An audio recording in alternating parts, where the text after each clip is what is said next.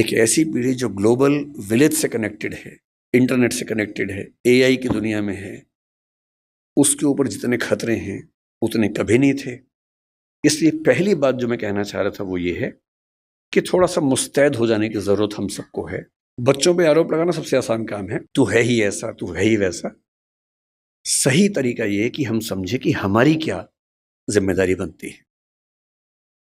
मेरा तरीका ये है कि किसी विषय पर बात करने से पहले एकदम बेसिक बात से हम शुरू करें कि जैसे मुझसे लोग कहते हैं कि भाई पेरेंट के तौर पे हमें क्या करना चाहिए, क्या नहीं करना चाहिए। तो मैं सबसे पहले बोलता हूँ कि मैं कोई खास पेरेंट नहीं हूँ, तो आप मुझे कोई तीस मार खाना समझें। मैं बहुत सामान्य किस्म का पेरेंट हूँ, तो उतना ही बताऊंगा जो मैंने अनुभव से सीखा है, फेलियर से सीखा है। जिस मामले में मैं अपने बच्चे को नहीं समझा पाया, अब समझ में आया कि हाँ ऐसे होता तो और अच्छा होता, तो मैं उस अनुभव की बात कर सकता हूँ। सबसे पहला सवाल अपने आप से ये पूछना है कि हम अपने बच्चों से चाहते क्या है, पर्पस क्या है हमारा। अगर पर्पस स्पष्ट है तो तरीके सारे मिल जाएंगे, अगर पर्पस स्पष्ट नहीं तो तरीके नहीं मिलेंगे। मैं अपने बच्चे को किस रूप में देखना चाहता हूं, अगर ये क्लैरिटी है तो सारे रास्ते क्लियर हैं। तो मैंने अपने आप से पूछा कि मैं अपने बच्चे की जिंदगी में क्या चाहता हूं। तो मैंने 4-5 एरोज निकाले कि क्या मैं ये चाहता हूं, ये चाहता हूं या ये चाहता हूं। एक चीज मैंने सोची कि मैं अपने बच्चे को सफल होते हुए देखना चाहता हूं, सक्सेसफुल। टाइम हो गया? ठीक है ठीक है, आप जितना कहेंगे। 10 मिनट? आप जितना। ये छुप के बोल रहे 10 मिनट, तो मैंने खुल के बोल दिया। तो मेरे सामने 3-4 चीजें हैं कि मैं चाहता हूं कि मेरा बच्चा सक्सेसफुल हो। सब चाहते हैं, आप भी चाहते ही होंगे। सक्सेस का मतलब है खूब पैसा हो, पावर हो, प्रसिद्धि हो, सामाजिक रसूख हो। फिर मैंने सोचा कि नहीं, मैं ये चाहता हूं कि मेरा बच्चा कायदे का इंसान बने, उसमें एम्पैथी हो, पेरेंट्स से, परिवार से, दोस्तों से, समाज से अच्छा संबंध हो, कमिटमेंट्स पूरी करता हो। फिर मुझे लगा ठीक है कमिटमेंट्स, लेकिन मैं चाहता हूं कि मेरा बच्चा इतना मजबूत हो, स्मार्ट हो कि किसी भी चैलेंज को झेल सकता हो, घबराए नहीं। फिर लगा नहीं, मैं ये चाहता हूं कि मेरा बच्चा फिजिकली, मेंटली, इमोशनली फिट रहे, स्वस्थ रहे। फिर मुझे लगा कि सब कुछ हो तो कितना अच्छा है, लेकिन तभी समझ में आया कि सब कुछ तो मेरे पास भी नहीं है, तो मैं कैसे उम्मीद करूं कि बच्चों में हो ही जाएगा। तब मैंने अंत में एक चीज लिखी कि एज ए पेरेंट मेरी सबसे पहली और आखिरी इच्छा ये होनी चाहिए कि मेरा बच्चा खुश रहे जीवन में। इससे बड़ी क्या इच्छा हो सकती है? आप कहेंगे कि हाँ सक्सेसफुल हो और खुश रहे, ठीक तो है, पर मैं ये कह रहा हूं कि कभी कभी ऐसा हो सकता है कि सक्सेसफुल होकर दुखी रहे, और जैसी सक्सेस आप चाह रहे थे वैसी ना मिलने के बाद भी खुश रहे। और अगर मुझे दोनों में से एक को चुनना हो कि सक्सेसफुल और दुखी, या कम सक्सेसफुल लेकिन खुश, तो एज ए पेरेंट मेरा पहला भाव क्या होना चाहिए? कि वो खुश रहे।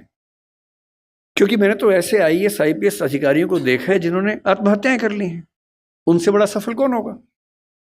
मैंने ऐसे बड़े बड़े टाइकून्स को देखा है बिजनेस की दुनिया के, जो खुश नहीं है, जिनसे बात करो तो लगभग रोते रहते हैं रात दिन, लेकिन टाइकून्स हैं, बहुत अमीर लोग हैं।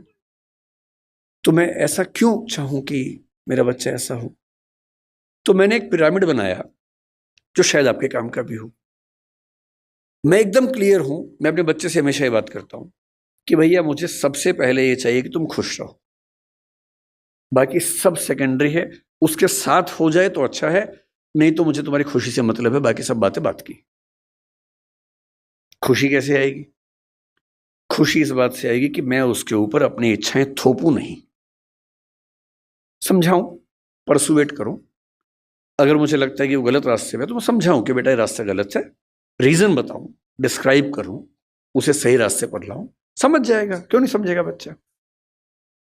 पर मैं अपनी जिद में उसके ऊपर उसका करियर इंपोज करूं, नहीं तुम्हें यही करना होगा, तुम्हें इससे ही शादी करनी होगी, तुम्हें ऐसे ही जीवन जीना होगा। तो मैं ऐसे कई लोगों को जानता हूं जो बहुत सफल हैं और अपने माता पिता से, स्पेशली अपने पिता से नफरत करते हैं।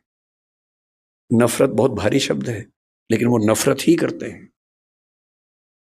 वो कहते हैं कि मेरे पिता ने मुझे जबरदस्ती ये विषय दिलवाया, इंजीनियरिंग करवा दी, मेरी इच्छा नहीं थी। मेरे पापा ने मुझे ज़बरदस्ती आईएएस का एग्ज़ाम दिलवाया। मेरी इच्छा एकदम नहीं थी। मेरी इच्छा सिंगर बनने की थी। क्योंकि मैं पढ़ने में ठीक था, मैं बन भी गया सिविल सर्वेंट। मैं सिविल सर्वेंट हूँ, मैं नौकरी कर रहा हूँ ठीक से, पर मुझे मज़ा नहीं आता है। मैं रोज़ दुखी होता हूँ। और आज भी मेरे पिताजी मुझे कहते हैं, उसने कहा कि मेरे पिताजी मुझे रोज़ धमकी देते थे कि अगर ये काम नहीं किया तो मैं सुसाइड कर लूँगा। ये कर दो वरना मैं ये कर दूँगा, ये कर दो वरना मैं वो कर दूँगा। और हमारा पूरा परिवार उनके खौफ में ज़िंदगी जीता रहा। हम सब सफल हैं उनके दबाव की वजह से। पर 3 दिन पहले मेरे पापा ने फिर, ये बात 10 साल पहले की कर रहा हूँ मैं, 3 दिन पहले मेरे पापा ने मुझे फ़ोन किया मेरी शादी के लिए। अब मुझे मार पीट के सिविल सर्वेंट बना दिया है, जो मेरा मन नहीं था। आप कह रहे हैं बेटा लड़की फाइनल कर दी है, इससे शादी करनी है। और मैं किसी को जबान दे चुका था। मैंने कहा पापा मेरी किसी से बात हो गई है। बोले बेटा आत्महत्या कर लूंगा। और उसने कहा कि आज मेरे मन में पहली बार आया कि बोलूं कि कर लो। मैं रोज करूं इससे अच्छा आप एक बार कर लो। मैं 15 साल से कर रहा हूं, एक बार आप भी कर ही लो पापा। अगर इतना इंपोज करके आपने सफल बना भी दिया तो अपने प्रति जो नफरत पैदा कर लेंगे वो ज्यादा भारी पड़ेगी। इसलिए बच्चे की खुशी का मतलब है ऑटोनॉमी, उसकी इच्छा का सम्मान। हाँ जहां वो गलत है समझाइए, परसुएट कीजिए, कन्विंस कीजिए, दबाव नहीं। जिसकी जिंदगी में एक मिशन हो, अपने मन का काम हो और ठीक ठाक से रिश्ते हों, 2-4, 1-2 बढ़िया दोस्त हों, परिवार ऐसा हो कि जहां आके उसको मजा आता हो, शाम को घर आते हुए अच्छा लगे, ये नहीं कि अब रात गुजारने के लिए जाना ही होगा। उससे सुखी जीवन किसी का नहीं है। और इसलिए मेरा तो उसूल ये है कि दबाव डालकर अपने बच्चे से कुछ भी ना करवाना है, ना सोचना है। उसके बाद सारी बातें आती हैं। नंबर 2 पर मैं चाहता हूं कि मेरा बच्चा एक कायदे का इंसान बने, उसमें एम्पैथी हो, माँ बाप के संघर्षों को समझता हो, समाज को समझता हो, परिवार का महत्व समझे। इतना ही नहीं, आप तो जैन समाज से, और मैं भी कई मामलों में मन से बहुत नजदीक हूं। मैं सिर्फ शाकाहारी होने के नाते नहीं, मैं उसी तरह का व्यक्ति हूं जो आपके समाज में ज्यादा होते होंगे। अगर मैं बैठा हूं और कोई मच्छर वहां उड़ रहा है या चींटी गिर गई है तो मैं उसको उठा के बाहर छोड़ के आता हूं कि मर ना जाए, वो मेरी वजह से ना मरे कम से कम। तो मेरा स्वभाव वैसा है। और मतलब मुझ पर हंसते भी हैं कई लोग, हमारे परिवारों में इस बात पे हंसते हैं, पर उनके हंसने से मुझे क्यों फर्क पड़ना चाहिए? अगर मैं अपने किसी विचार पे पक्का हूं तो हूं। मैं चाहता हूं कि मेरा बच्चा एक एक प्राणी के प्रति लिबरल हो, एम्पैथेटिक हो। और मैंने पाया कि इसका एक बड़ा अच्छा तरीका है। हमने अपने घर में एक पेट पाला कुछ समय पहले, अभी उसकी कुछ दिन पहले मृत्यु हो गई। और मैंने पाया कि एक पेट के होने मात्र से घर के सब लोग ज्यादा संवेदनशील हो गए। उसके प्रति नहीं, सबके प्रति हो गए। उसको दर्द होता है तो हमें सबका दर्द समझ में आने लगा। इतना फर्क पड़ता है सिर्फ इस बात से कि आपने उसकी एम्पैथी के लिए ऐसी सिचुएशंस क्रिएट की या नहीं की। और तीसरी बात, क्योंकि समय पूरा हो गया, मैं सिर्फ इतना कहूंगा, नंबर 3 पर एक ही चीज आती है कि आपका बच्चा स्मार्ट हो, दुनिया को हैंडल कर सकता हो। एकदम रीसेंट एग्जाम्पल 4 दिन पहले का है, आखिरी एग्जाम्पल के बाद खत्म करता हूं। एक बच्ची है जिससे मेरा दिल जीत लिया 3 दिन पहले। उत्तर प्रदेश की 10वीं क्लास की बोर्ड की टॉपर है। उसका नाम है प्राची निगम शायद। उस बच्ची का जो गेटअप है थोड़ा सा अलग है। उसकी थोड़ी सी मूंछ है, हल्की सी दाढ़ी है, जो कि बहुत रेयर बात नहीं है। लड़के और लड़की में उतने अंतर नहीं होते जितने हम सोचते हैं। आजकल हम जब स्टडीज करते हैं जेंडर में, इस बात को समझते हैं। टेस्टोस्टेरोन हार्मोन पुरुषों में भी महिलाओं में भी, पुरुषों में थोड़ा ज्यादा है, महिलाओं में थोड़ा कम है। और यदि किसी महिला में थोड़ा सा ज्यादा हो जाए तो थोड़ा सा चेहरे पर बाल आ जाते हैं, हार्मोनल थेरेपी करवा लो तो ठीक हो जाता है। इतनी सी बात है। अब उस बच्ची को पढ़ने में बहुत मन लगता है। उत्तर प्रदेश बोर्ड का टॉपर होना मजाक नहीं होता है। उत्तर प्रदेश बोर्ड बहुत मुश्किल बोर्ड होता है। उसकी टॉपर है वो, पर उसे चेहरे पर थोड़े से बाल हैं। जब उसने टॉप किया उसके इंटरव्यूज आए, और हमारे बदतमीज समाज ने, हमारे गंदे समाज ने उस बच्ची की मेहनत की तारीफ जितनी की, उससे ज्यादा उसके लुक्स को ट्रोल किया, गंदे गंदे कमेंट किए।